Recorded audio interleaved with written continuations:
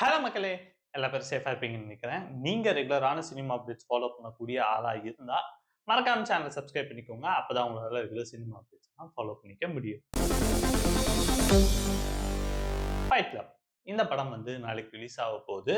இந்த படம் நாளைக்கு ரிலீஸ் ஆகுறதுக்கு முன்னாடி விஜயகுமார் வந்து இன்டர்வியூஸ் எல்லாம் வந்து அட்டெண்ட் பண்ணிக்கிட்டு இருக்காரு, படத்தோட ப்ரமோஷனுக்காக. ஸோ இவர் வந்து இன்டர்வியூஸ்லாம் அட்டெண்ட் பண்ணிக்கிட்டு இருக்கும்போது, இந்த ஃபைட் கிளப் எப்படி ரிலீஸ் ஆகுதுன்ற மாதிரியான ஒரு சில விஷயங்கள்லாம் வந்து சொல்லியிருக்காங்க.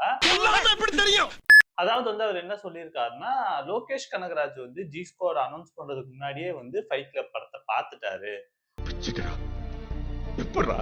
அவருக்கு அந்த படம் புடிச்சதுனால, அவர் வந்து இந்த படத்த ரிலீஸ் பண்றதா ஒத்துக்கிட்டாரு. அவர் தான் வந்து ரிலீஸ் பண்ணி ஃபர்ஸ்ட் காப்பில லோகேஷ் கனகராஜ் இந்த படத்த வாங்கியிருக்காரு.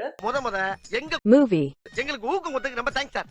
சோ அததான் வந்து சொல்றாரு. அதுக்கப்புறம் வந்து என் ஃப்ரெண்ட் ஜெயிச்சா எனக்கும் ஹாப்பின்ற மாதிரியான ஒரு சில சென்டிமென்ட்டான ஒரு சில விஷயங்களும் பேசியிருக்காரு.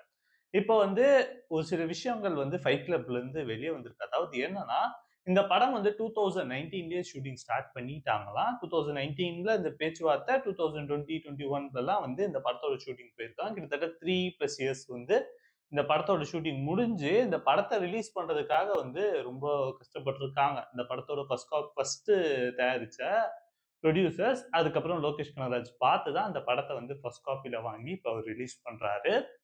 ஸோ, ஒரு நீண்ட காலத்துக்கு அப்புறம் விஜயகுமார் வந்து மறுபடியும் ஸ்கிரீன்ஸ்ல வராரு. ஸோ, இவரோட கம்பேக்கா இருக்கா? இல்லையான்னு சொல்லி நம்ம வெயிட் பண்ணி பார்க்கலாம்.